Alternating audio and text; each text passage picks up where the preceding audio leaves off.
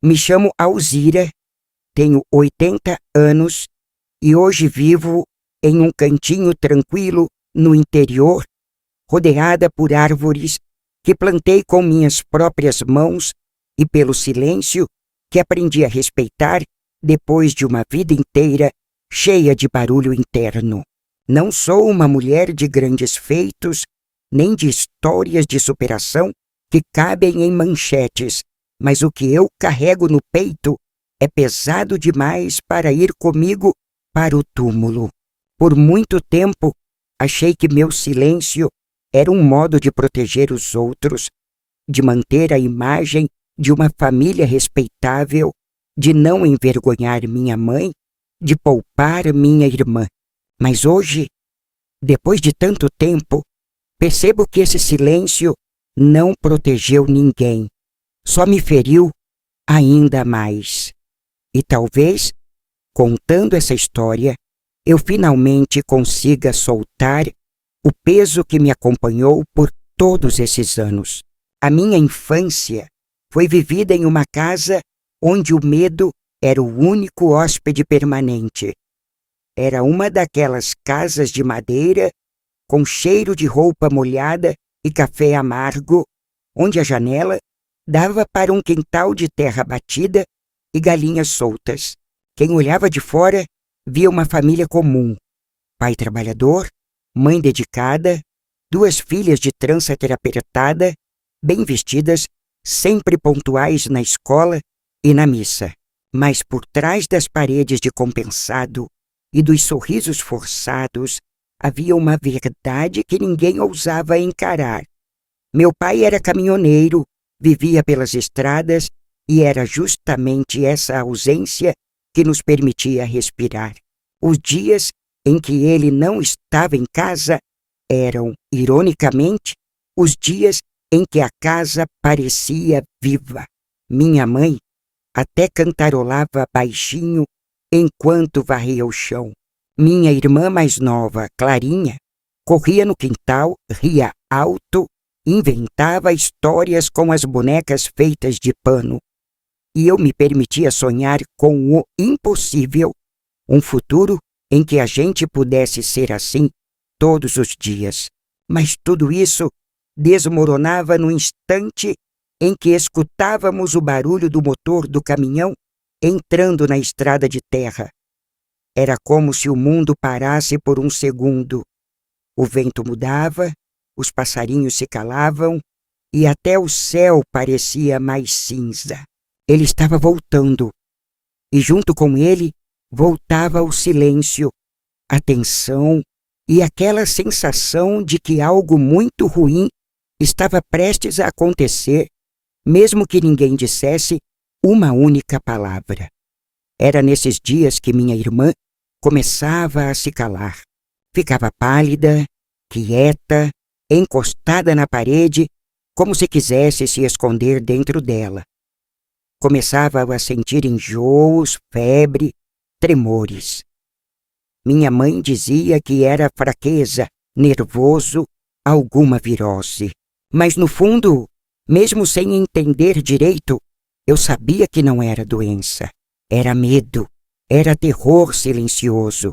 E era só o começo do que viria. Eu nunca vou me esquecer do dia em que encontrei a boneca da minha irmã dentro de uma caixa velha que guardava no fundo do armário. Era uma dessas tardes em que a saudade bate sem avisar e a gente decide mexer em coisas antigas só para se sentir mais perto de quem já não está mais do nosso lado como antes. A boneca estava ali, meio desbotada, faltando um botão no olho, com o vestidinho remendado por mim mesma, quando ainda tinha mãos firmes e olhos bons para a costura. Segurá-la foi como abrir uma porta dentro de mim, uma porta que eu mantive trancada por décadas com medo do que poderia sair se eu resolvesse encará-la de frente. A sensação era estranha, como se de repente eu tivesse voltado no tempo e estivesse de novo naquela casa pequena, com o chão de madeira que rangia a cada passo e o cheiro de sabão de barra misturado com fumaça de lenha. Foi ali, olhando para aquela boneca nos meus braços, que tudo voltou com força. E junto com a lembrança veio a pergunta que nunca me deixou em paz. Por que minha irmã adoecia sempre que nosso pai dormia em casa? Não era coincidência, nunca foi. Mas quando a gente é criança, tende a aceitar tudo como parte da vida. E naquela casa, aceitar o inaceitável era uma forma de sobreviver.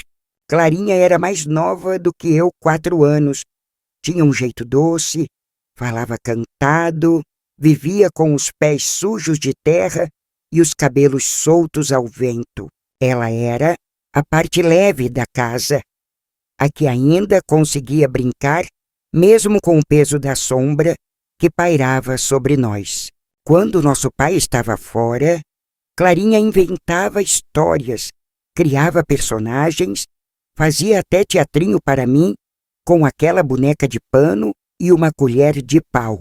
Mas bastava ouvir a buzina do caminhão, o sinal de que ele tinha voltado, para aquela menina cheia de vida se transformar em outra pessoa.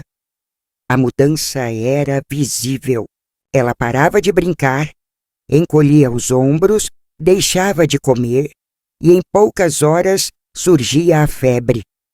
Às vezes vomitava, às vezes tremia.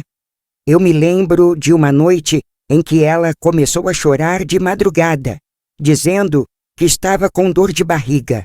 Minha mãe correu até o quarto, tentou acalmá-la, fez chá, esquentou o pano para colocar na barriga. Nosso pai já tinha ido dormir. Eu fiquei na porta do quarto observando, e o que vi nos olhos da minha mãe não foi preocupação comum de quem cuida de uma filha doente.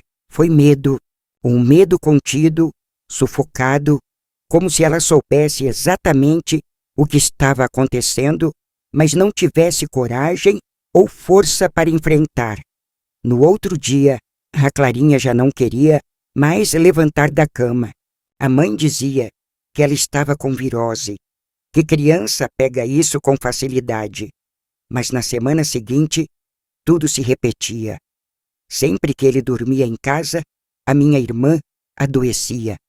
E o mais cruel era que, durante o dia, ele era gentil com ela. Chamava de minha princesinha, trazia doce da estrada, fazia questão de que ela sentasse no colo dele durante o almoço. Eu me lembro de sentir algo estranho naquilo, um incômodo que não sabia nomear. Ele não fazia o mesmo comigo.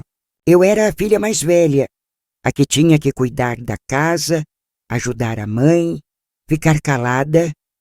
Comigo, ele era frio, seco e às vezes violento quando eu esquecia alguma tarefa ou falava mais alto do que devia.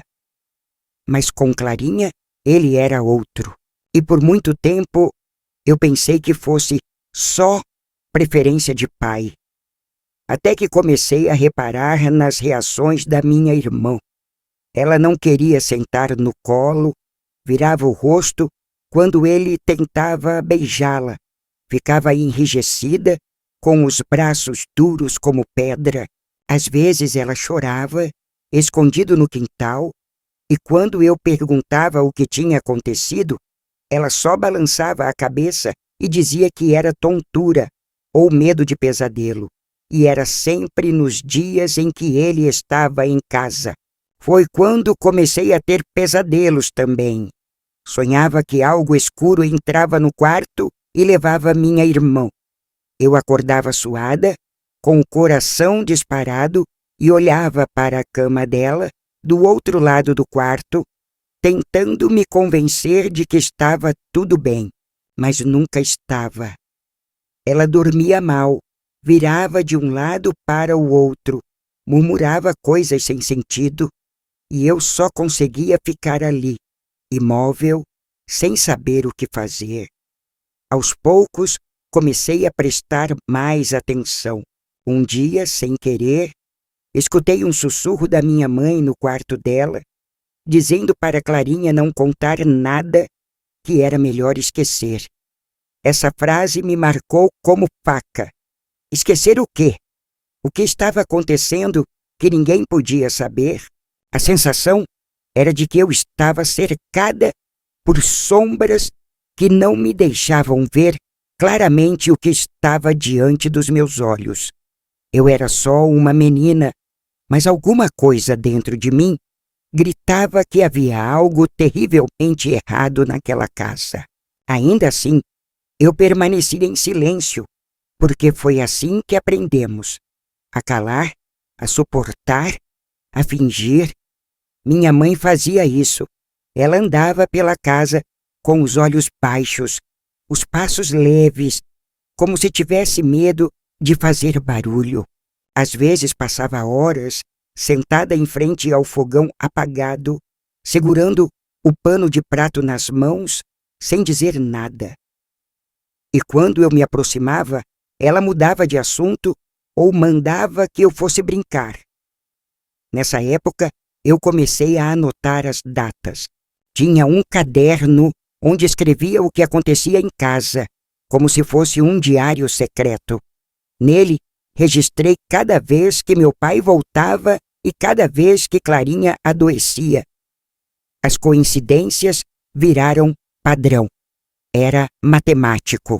3 dias fora, volta para casa, Clarinha passa mal. 2 semanas na estrada, fim de semana em casa, Clarinha vomita, treme, se recusa a dormir. E eu não podia mais fingir que não via. Era como se minha irmã tivesse um relógio interno que a avisava do perigo. Ela previa o mal antes dele acontecer e o corpo dela reagia como forma de alerta. Mas ninguém ouvia esses alertas, nem eu, que via tudo tão de perto. Eu apenas anotava, esperava, rezava e carregava uma culpa muda que agora, tantos anos depois, ainda aperta meu peito como se eu tivesse falhado com ela quando mais precisava. Esse caderno, anos depois, desapareceu. Minha mãe talvez o tenha encontrado e jogado fora, ou talvez eu mesma tenha me livrado dele numa tentativa desesperada de esquecer. Mas as palavras que escrevi nunca me deixaram. Estão gravadas na minha memória, como marcas feitas a ferro quente. O nome daquilo que aconteceu com minha irmã, eu só consegui dizer em voz alta muitos anos depois. Naquela época, era só um pressentimento, um desconforto, uma dor que eu não sabia nomear. Hoje, sei exatamente o que era, e é por isso que eu falo. Porque chegou a hora de dar nome às doenças que ninguém quis enxergar. Chegou a hora de lembrar que por trás de cada criança que adoece em silêncio, pode existir uma história como a nossa. E enquanto ainda houver tempo, eu vou contar, nem que seja para que uma só pessoa abra os olhos antes que seja tarde demais. Aos olhos de quem olhava de fora, éramos uma família modesta, mas decente. Meu pai era visto como trabalhador, honesto, daqueles homens que cuidavam da casa com pulso firme. A verdade, porém, morava apenas entre as paredes da nossa casa e ela não tinha nada de decente. Ela era escura, silenciosa e dolorosa. Os dias em que meu pai estava fora eram uma bênção silenciosa. A rotina era simples, mas havia leveza. Minha mãe andava pela casa com mais calma, assoviava baixinho enquanto mexia no feijão, deixava a porta da frente aberta para o sol entrar. Clarinha brincava com suas bonecas e colhia flores no quintal, e eu ajudava na cozinha ou lia os livros da escola em paz. Era como se respirássemos mais fundo, sem medo de inspirar o ar pesado que se instalava sempre que ele estava presente. Mas bastava o caminhão aparecer na curva da estrada de terra para tudo mudar. A casa encolhia e nós junto com ela. O som do motor, aquele barulho grave e cansado, era como o sinal de um castigo que voltava em ciclos. A chegada dele não precisava de palavras. Sabíamos que não era hora de brincar, que os risos deviam ser guardados, que os passos deviam ser leves e as vozes quase sussurros. Minha mãe começava a andar mais rápido, ajeitava o avental, mexia na panela com mais força, como se quisesse parecer ocupada o tempo todo. Eu ficava no meu canto, fazendo de conta que lia, mas sem entender mais nenhuma palavra do livro. E Clarinha, a minha irmã, era só que mais sentia. Ela se escondia debaixo da mesa ou se enfiava no armário de vassouras, dizendo que estava brincando de casinha. Mas eu sabia que aquilo não era brincadeira, era fuga, era instinto, era pavor disfarçado. O mais cruel era que, aos olhos de todos, ele era um bom pai. Trazia doces, fazia piadas, perguntava da escola, elogiava os desenhos da Clarinha, ainda que raramente olhasse nos meus olhos. Mas era só o tempo escurecer e ele se transformar em outra coisa. A casa ficava em silêncio, como se esperasse algo. E esse algo sempre vinha. Às vezes, era uma explosão de raiva, porque a comida estava sem sal ou porque o chinelo não estava no lugar. Outras vezes, era um silêncio ensurdecedor, onde os olhares pesavam mais que gritos. Eu me acostumei com isso. Me tornei parte da mobília. Sabia como me movimentar para não chamar atenção, como desaparecer nos momentos certos. Já Clarinha, por ser mais nova, ainda não sabia se esconder bem, e foi por isso que começou a adoecer com mais frequência. No começo, minha mãe dizia que era gripe, virose, algo que ela pegava na escola. Mas nenhuma criança pega febre só nos fins de semana. Nenhuma criança treme de medo só por ouvir o barulho de passos à noite, a não ser que esteja vendo o monstro com os próprios olhos. Eu comecei a observar. Quando ela ficava doente, era sempre após algum momento de contato com ele. Um abraço forçado, um beijo que ela tentava evitar, um pedido para sentar no colo enquanto ele assistia televisão. Às vezes ela me acordava no meio da madrugada e corria para minha cama, tremendo. Eu perguntava o que tinha acontecido, mas ela apenas me abraçava e dizia que não queria voltar a dormir. Tinha medo. Dizia que sonhava com gente má, com bichos assustadores, mas eu sabia que aquilo não era sonho, era lembrança, era realidade vestida de pesadelo. A pior noite que me lembro foi no inverno. Fazia um frio que cortava os ossos. Eu acordei com o som de passos pesados no corredor. Primeiro pensei que fosse minha mãe indo ao banheiro, mas o jeito como os passos pararam em frente ao nosso quarto me fez sentar na cama, alerta. A maçaneta girou devagar. Eu prendi a respiração. A porta se abriu um palmo, depois parou. Não vi quem era. Só ouvi o som da respiração pesada de alguém parado ali. Depois, os passos voltaram.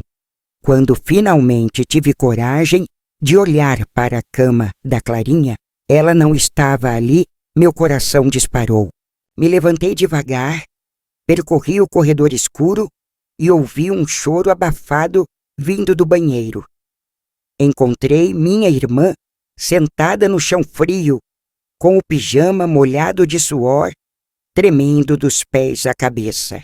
Quando me viu, esticou os braços e disse, entre soluços, me leva daqui, mana, me leva para longe.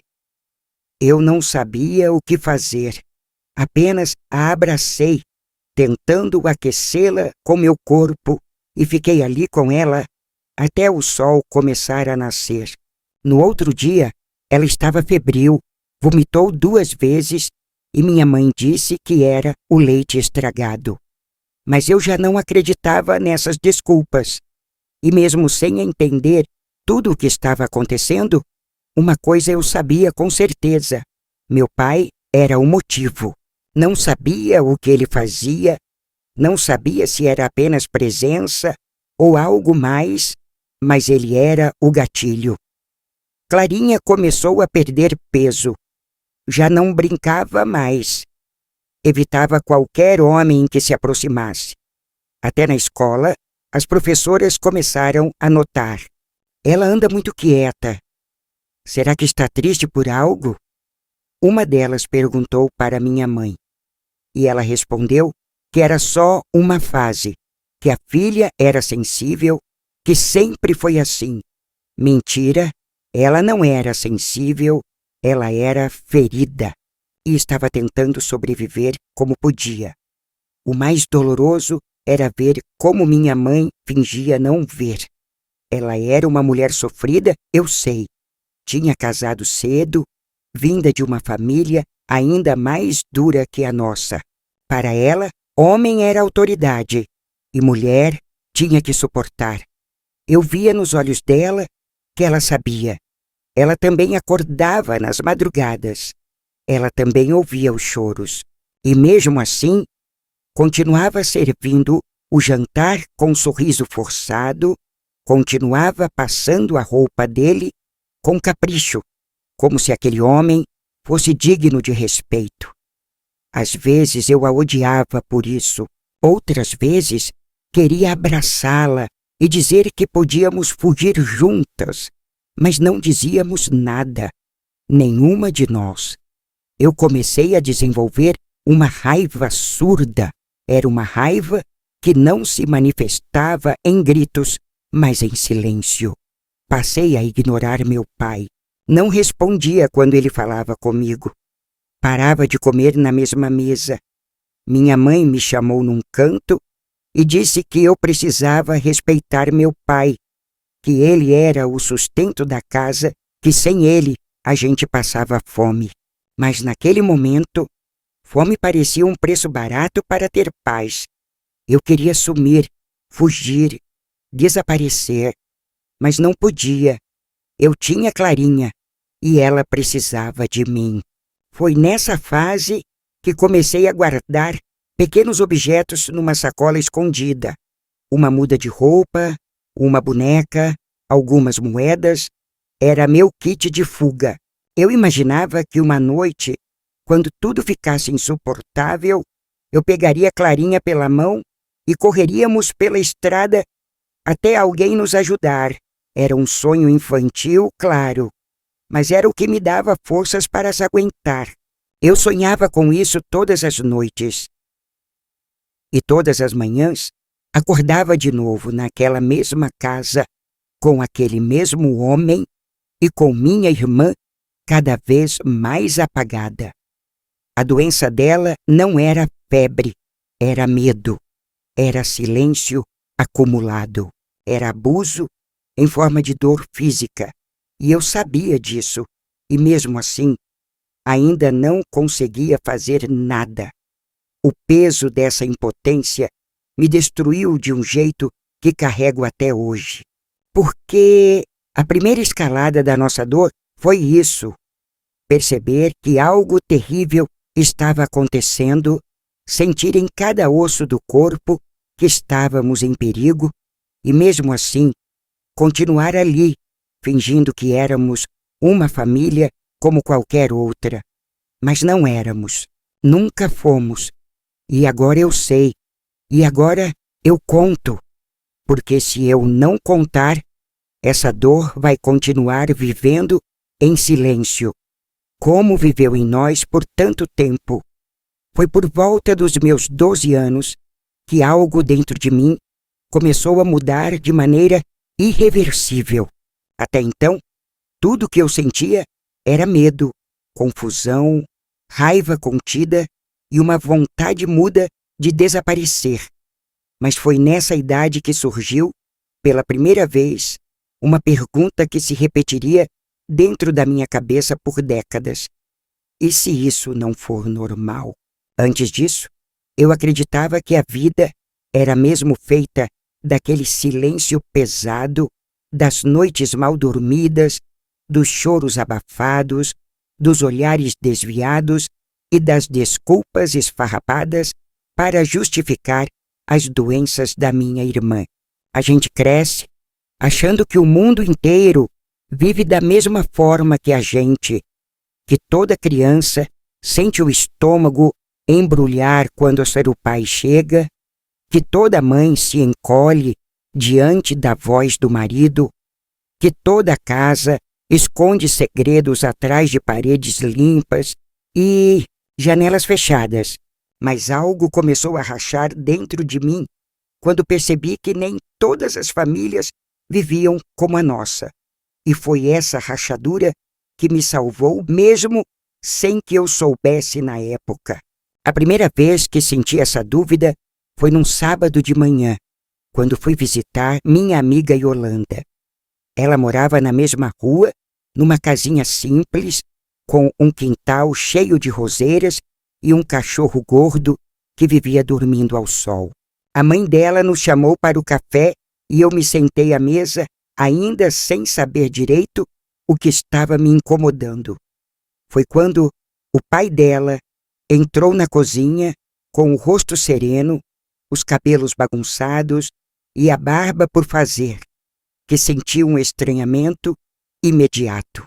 Ele sorriu para as filhas, bagunçou os cabelos da Yolanda e beijou o rosto da esposa antes de se sentar.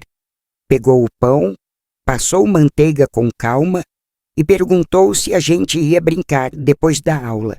E tudo isso parecia tão natural, tão absurdamente natural que, por um instante, meu corpo congelou. Eu fiquei olhando aquela cena como quem vê um filme estrangeiro sem legenda, como quem assiste a um mundo que não lhe pertence. Naquele instante, entendi que algo estava errado comigo, ou melhor, com o que eu achava que era certo, porque aquilo que vi naquela cozinha era paz, e eu nunca tinha visto aquilo antes. Voltei para casa com a cabeça cheia.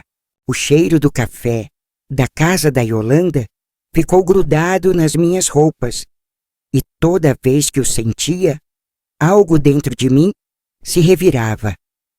Comecei a reparar em outras casas, outros pais, outras famílias. Na escola, comecei a ouvir com mais atenção os relatos das minhas colegas, os passeios de domingo, os presentes inesperados, os carinhos antes de dormir, e aos poucos fui me afastando das conversas. Não porque eu não queria fazer parte, mas porque eu não sabia o que dizer. O que eu podia contar? Que minha irmã vomitava sempre que o pai voltava de viagem? Que a gente vivia num estado de alerta constante? Que a gente fingia estar dormindo para evitar ser notada? Era impossível competir com a normalidade. Então eu me calei. Mas dentro de mim a revolta começou a crescer. Eu parei de aceitar certas frases da minha mãe. Quando ela dizia que Clarinha estava fraca porque comia pouco, eu respondia que talvez ela não comesse porque estava assustada. Quando ela dizia que meu pai era um homem cansado, eu perguntava por que ele só ficava agressivo à noite. E quando ela dizia que era melhor a gente se comportar, eu perguntava se ela não achava estranho que a gente só se comportasse por medo. Ela não gostava dessas perguntas. Me olhava com os olhos cheios de lágrimas que não caíam apertava os lábios e voltava para a cozinha, e eu ficava ali, sem respostas, mas com a certeza de que alguma coisa estava prestes a mudar. Foi nesse período que Clarinha começou a mudar de verdade. Ela não era mais aquela menina cheia de palavras, de histórias inventadas, de risos soltos. Ela começou a ter um olhar distante, a evitar qualquer toque, até mesmo o meu. Dormia abraçada à boneca velha, como se fosse sua última proteção, e quando sonhava, murmurava palavras que ninguém entendia. Ela se encolhia tanto na cama que parecia querer desaparecer. E o pior de tudo era que, por mais que eu agora entendesse que aquilo não era normal, eu ainda não sabia o que fazer. Eu não tinha voz, não tinha para quem correr. A escola era um lugar seguro, mas até lá eu mantinha já a fachada. Eu não queria que ninguém achasse minha família estranha. Eu queria que tudo mudasse, mas queria que mudasse sem que ninguém precisasse saber da vergonha que era viver naquele lugar. Certa vez, a professora pediu que a gente escrevesse uma redação sobre o que era lar. A maioria das meninas escreveu sobre carinho, cheiro de bolo, barulho de risadas, cobertor quente no frio. Eu escrevi sobre um lugar silencioso, onde se andava devagar, onde a gente aprendia a não chamar atenção. A professora me chamou depois da aula, perguntou se estava tudo bem. Eu sorri e disse que sim. Ela insistiu, mas eu repeti o sorriso, e ela desistiu. Ali eu entendi que, se eu não dissesse nada, ninguém diria por mim. Foi então que comecei a escrever para mim mesma. Peguei um caderno velho da escola e transformei numa espécie de diário. Nele, eu contava o que via, o que sentia, o que suspeitava, escrevia com cuidado, escondendo bem, porque sabia que se alguém encontrasse, tudo poderia piorar. E foi escrevendo que entendi que o que minha irmã vivia tinha nome. Eu não ousava dizer em voz alta, mas as palavras que saíam da minha caneta gritavam. Aquilo era abuso. Aquilo era uma doença disfarçada de paternidade. Aquilo era uma destruição lenta, que ninguém queria ver, mas que estava ali, corroendo minha irmã dia após dia.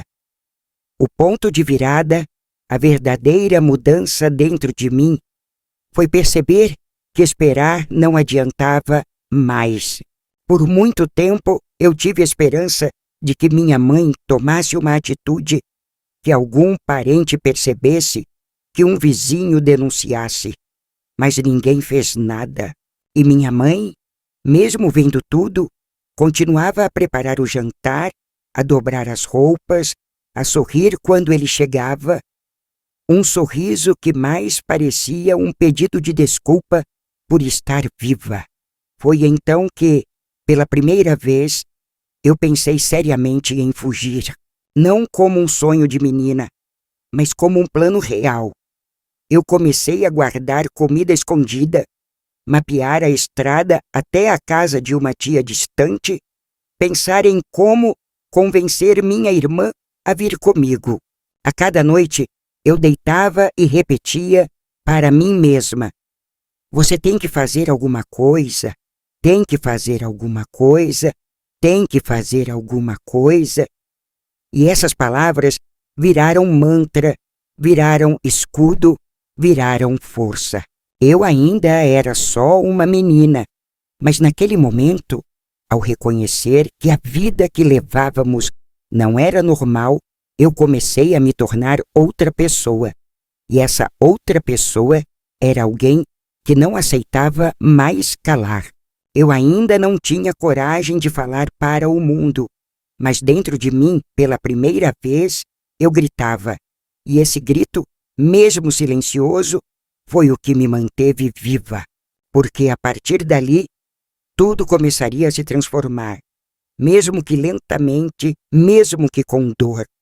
A esperança tinha deixado de ser ilusão e começado a ser resistência. E com ela, nasceu a ideia de que talvez, só talvez um dia, a gente conseguisse sair daquela casa sem alma e construir uma vida onde a doença da Clarinha finalmente tivesse nome e onde ninguém mais dissesse que aquilo era só nervoso de criança. Depois daquele inverno, tudo piorou. Não de uma vez, não com um grande acontecimento como nos filmes, mas da forma como o veneno se espalha lentamente, em silêncio, até que não reste mais nada saudável. Eu já havia entendido que o que acontecia com a Clarinha não era uma questão de saúde comum, nem nervosismo, nem fraqueza. Era algo muito mais cruel, muito mais profundo.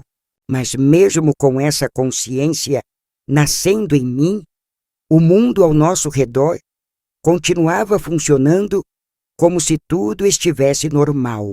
O pão era assado na padaria todas as manhãs. As crianças corriam para ir à escola, a missa de domingo seguia seu ritmo e nosso pai continuava sendo cumprimentado com respeito na rua.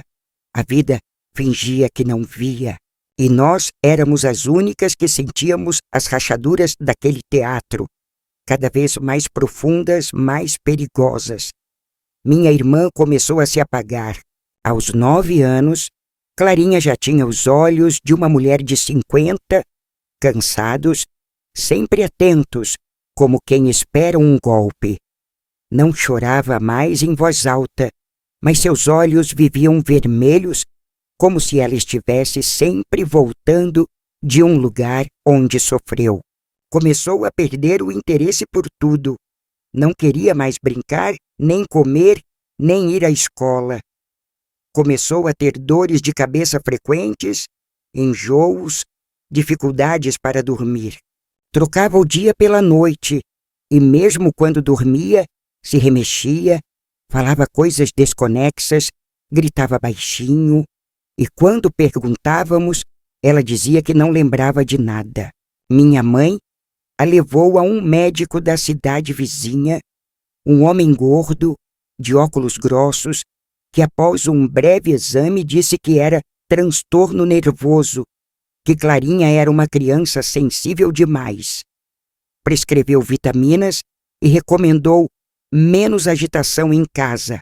Minha mãe agradeceu, voltou com um frasco de xarope de gosto doce e tentou acreditar que aquilo ajudaria. Mas eu vi nos olhos dela que ela sabia. Ela já sabia há muito tempo. Eu também adoeci, mas de um outro jeito. Eu passei a viver numa espécie de raiva constante. Era como se meu corpo tivesse sido invadido por uma vontade de gritar, de quebrar as coisas, de sacudir os adultos e exigir que alguém fizesse alguma coisa. Mas essa raiva não podia sair, porque eu era só uma menina, e menina que gritava era chamada de histérica.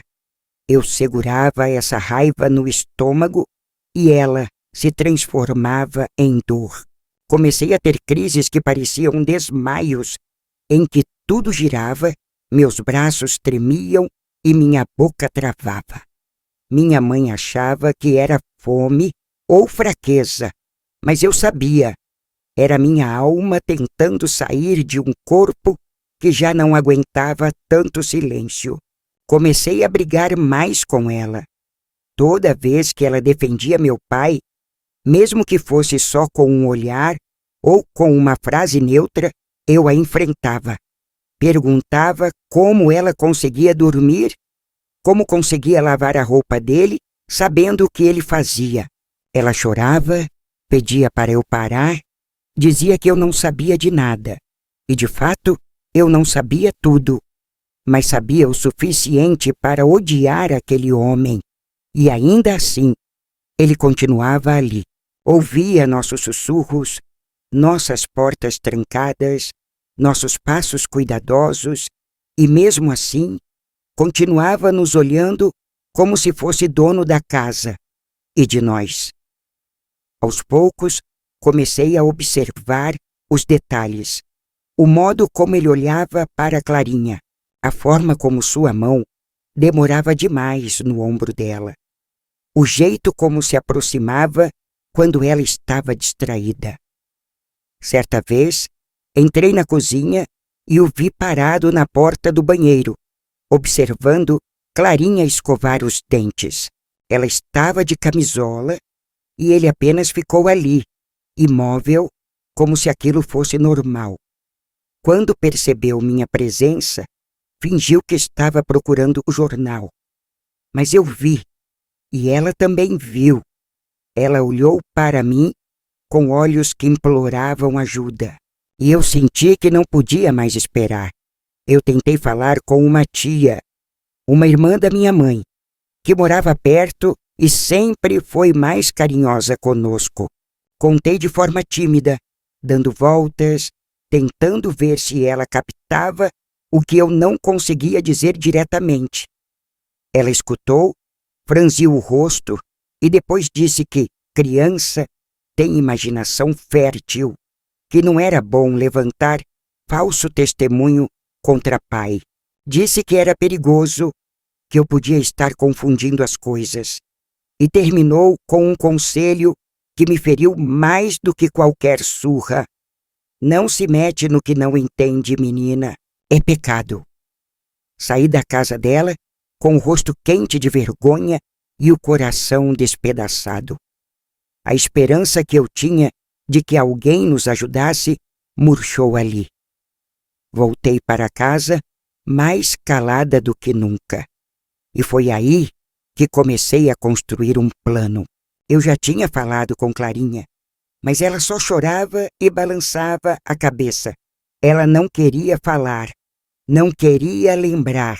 Mas uma noite, depois de um episódio mais forte, quando ela passou mal e teve que ser levada ao pronto-socorro com fortes dores abdominais, e o médico levantou a hipótese de problemas femininos, o que fez minha mãe mudar de assunto na hora.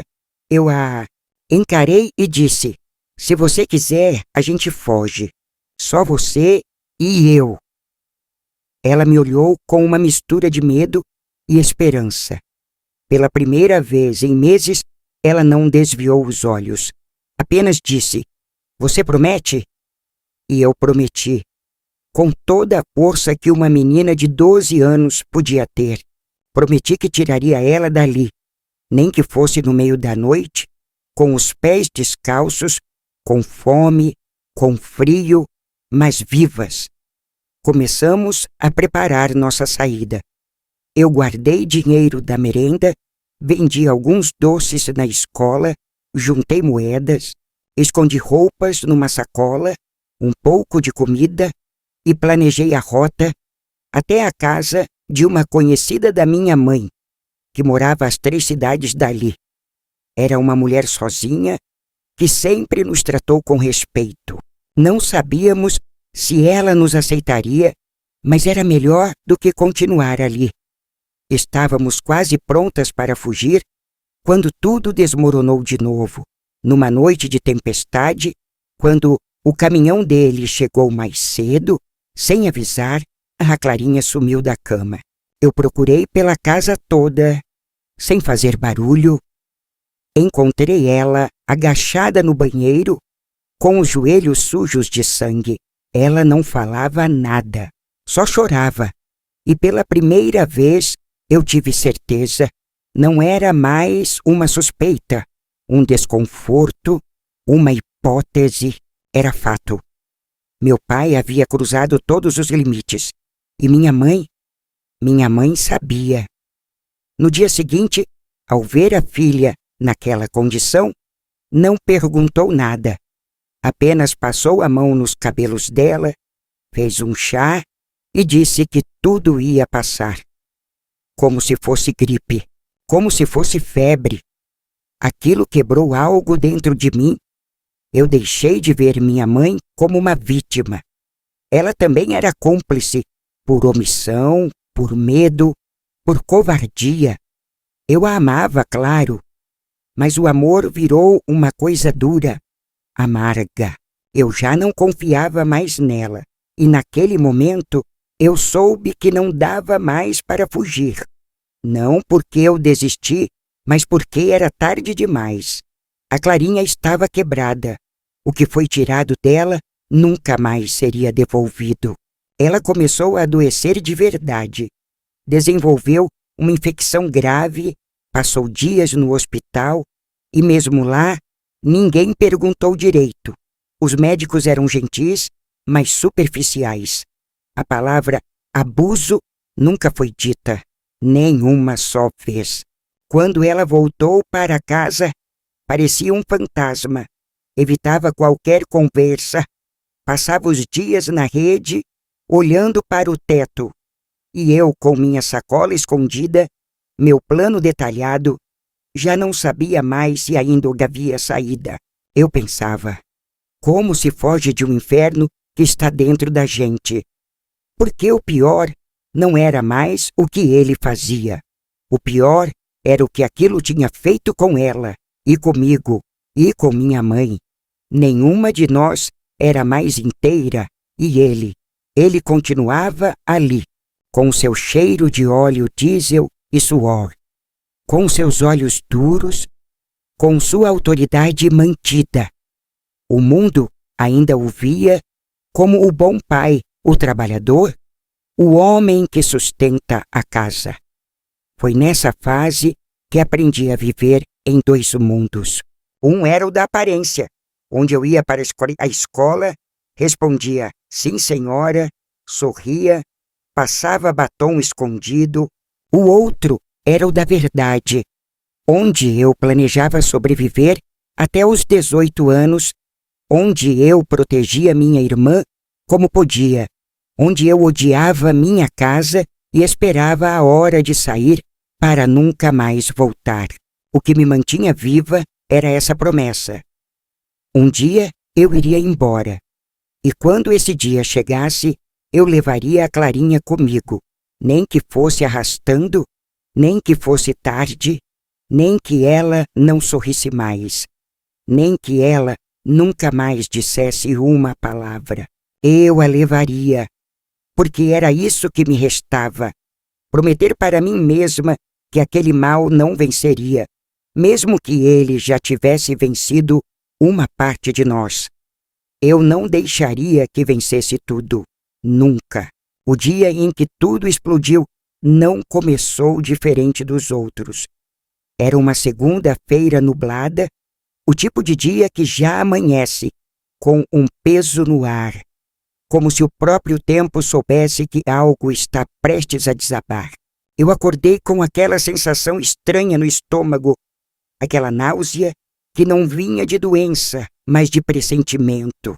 Clarinha ainda estava na cama, virada para sua parede, com o corpo encolhido, como sempre dormia nos últimos meses, e minha mãe já estava na cozinha, esquentando água no fogão a lenha, como se tudo estivesse normal.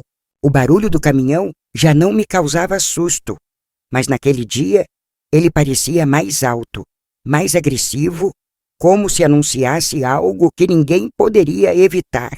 Meu pai chegou cedo, mais cedo do que costumava, e vinha com o rosto fechado, as botas sujas de barro e os olhos ainda mais escuros do que o habitual.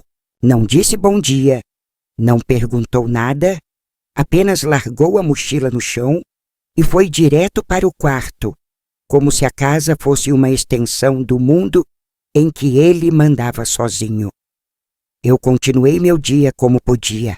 Lavei a louça, limpei o chão, ajudei minha mãe com o almoço. Clarinha não saiu do quarto, recusou a comida, recusou até o chá de camomila que sempre tomava. Minha mãe fingiu não notar, mas eu vi o jeito como seus olhos acompanharam a porta do quarto durante o dia, como se esperasse algo, ou temesse.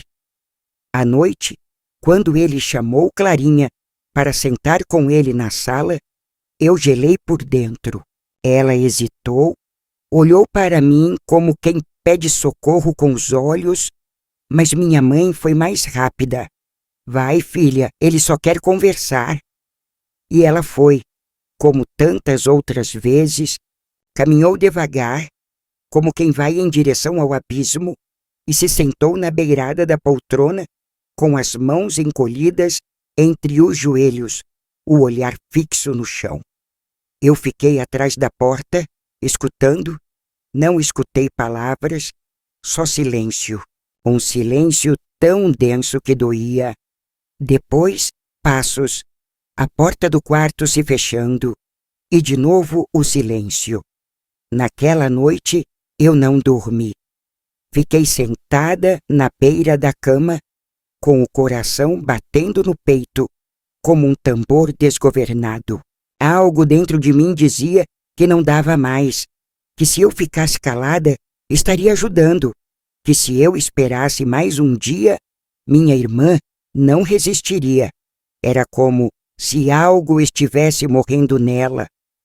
Ou talvez já tivesse morrido, e então, perto das 3 da madrugada, ouvi um som.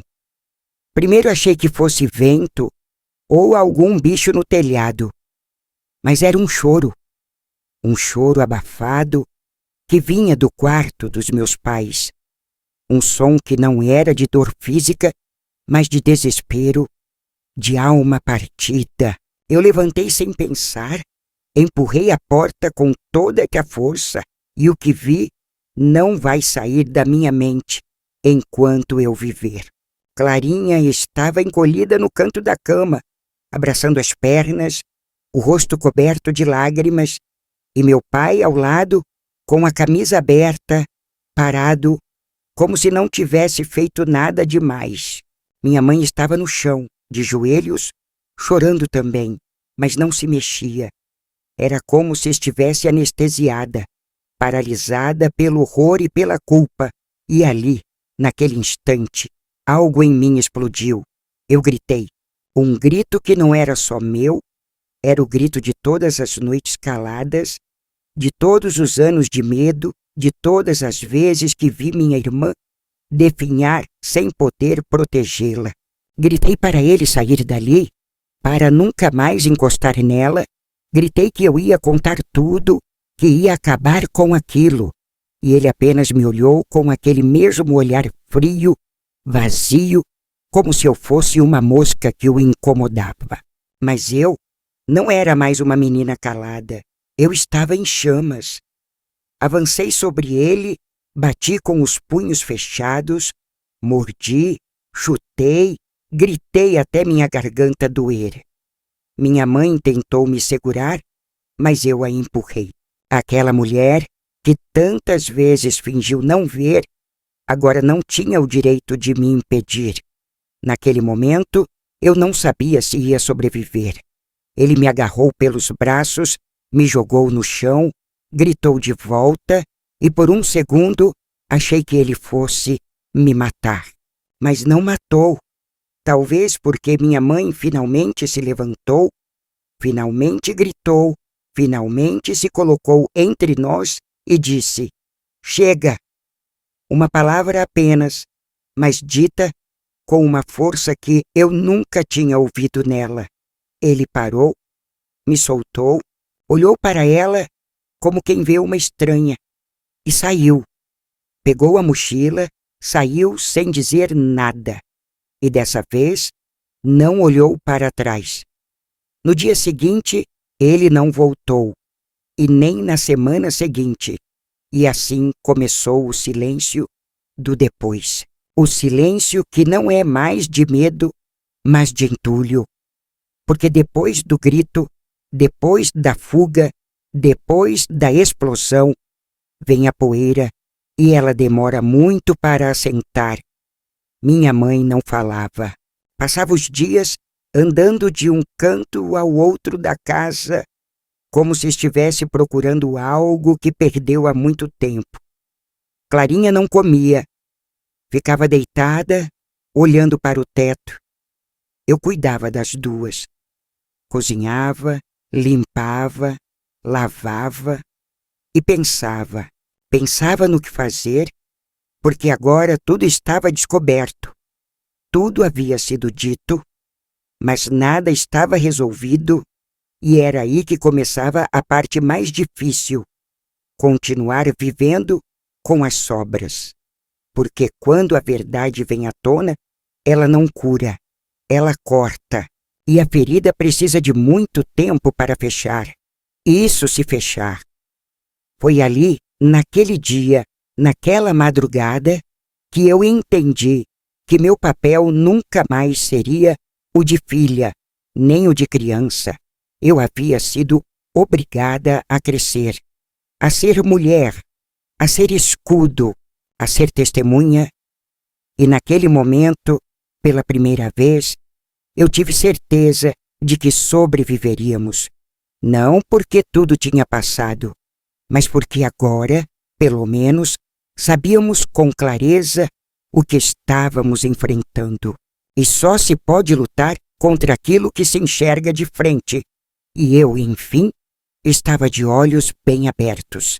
Hoje, sentada na varanda desta casa simples, onde os dias passam com o ritmo das galinhas no terreiro, e o cheiro do café fresco se mistura com a poeira do tempo, eu olho para trás e me pergunto como é que estou viva.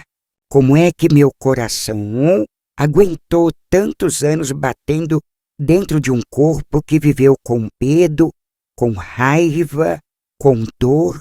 Às vezes me parece que aquela menina que eu fui morreu naquela madrugada em que empurrei a porta do quarto dos meus pais e vi minha irmã como nunca mais quis vê-la.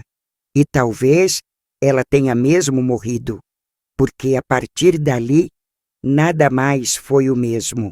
Aquela casa nunca mais voltou a ser casa. Meu pai nunca mais pisou ali. Ninguém nunca mais pronunciou o nome dele em voz alta. E minha mãe envelheceu 20 anos em 20 dias. Ela não pedia perdão, mas seus olhos pediam. Ela não abraçava, mas deixava o prato de comida sobre a mesa, como quem dizia: eu ainda sou sua mãe se você me deixar. Eu não perdoei, não imediatamente. Demoraram anos, e mesmo assim, há pedaços dentro de mim que jamais se reconciliaram com o silêncio dela. A Clarinha sobreviveu, mas nunca mais foi a mesma. Passou a adolescência em silêncio, com uma delicadeza que já não era de menina, mas de quem teme quebrar por dentro se alguém tocar forte demais. Nunca teve namorado, nunca se deixou levar por risos longos ou por festas barulhentas. Era como se ela vivesse num mundo onde tudo precisasse ser abafado para não despertar o passado. Foi ficando assim, leve demais, ausente demais. Teve alguns surtos, crises de pânico, uma tentativa de suicídio aos 17, quando achou que ninguém a via. Mas eu vi, eu sempre vi, e estive ao lado dela como pude, mesmo quando ela me empurrava, mesmo quando dizia que queria sumir. Ela foi embora aos 24, mudou-se para outro estado, conseguiu um trabalho simples e vive sozinha até hoje. Não quis filhos, não quis casamento, quis paz. E isso eu entendo, porque depois do que passamos, a paz já é uma forma de milagre. Minha mãe viveu até os 72. Morreu de um câncer que descobriu tarde e nos últimos dias de vida segurou minha mão no hospital com dedos finos, já sem força, e disse pela primeira vez: "Você fez o que eu devia ter feito." Foram as palavras mais amargas e mais libertadoras que eu já ouvi. Eu chorei ali, sem ódio, sem alívio, apenas com o peso de uma vida inteira que não precisava ter sido assim Porque se alguém tivesse falado, se alguém tivesse escutado, se alguém tivesse acreditado, talvez minha irmã tivesse outra história, talvez eu não precisasse ter sido mãe dela, quando eu mesma ainda era só uma criança. Talvez minha mãe tivesse sido mais do que uma sombra de si mesma, mas ninguém falou, ninguém ouviu, e tudo isso nos moldou como argila esquecida ao sol, secas, rachadas, mas ainda de pé. Eu me casei tarde com um homem bom, que nunca levantou a voz, que me olhava como quem via uma mulher inteira, mesmo quando eu me sentia só feita de cacos. Tive 2 filhos, fui uma mãe presente, amorosa, mas com um medo escondido de repetir os erros da minha mãe. Vigilante demais, às vezes ansiosa demais, mas determinada a nunca permitir que o silêncio se instalasse na minha casa.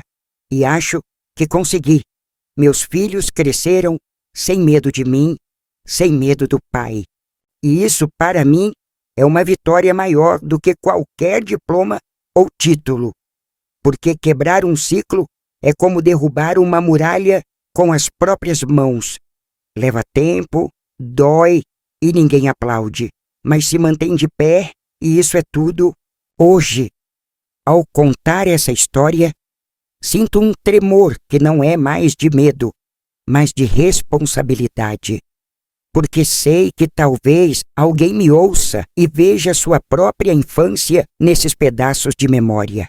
Talvez alguma mulher em alguma parte do país reconheça na sua filha aquele olhar perdido da Clarinha.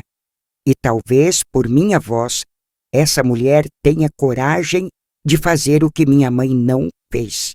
E se isso acontecer, se ao menos uma pessoa tiver seus olhos abertos por causa do que eu vivi, então toda dor terá servido a algo maior. Eu não falo para causar escândalo, nem para manchar o nome de ninguém. Eu falo porque a verdade precisa ter voz, porque há doenças que não se curam com xarope, há febres que não vêm do corpo, mas da alma, e há silêncios que matam mais do que o grito. A boneca da Clarinha ainda está aqui, guardada numa caixa de pano no meu armário. Às vezes eu a pego nas mãos e lembro dos dias em que tudo parecia ser só brincadeira. Ela perdeu um botão do olho, tem manchas de tempo e ainda carrega no vestido o cheiro da infância. Eu a mantenho não por saudade, mas por lembrança, para nunca esquecer o que aconteceu, para nunca deixar que o passado se apague como poeira levada pelo vento, e principalmente para lembrar que resistir também é uma forma de amar. Amar a mim mesma, amar minha irmã, amar todas as meninas que ainda estão tentando entender por que o mundo parece tão escuro às vezes.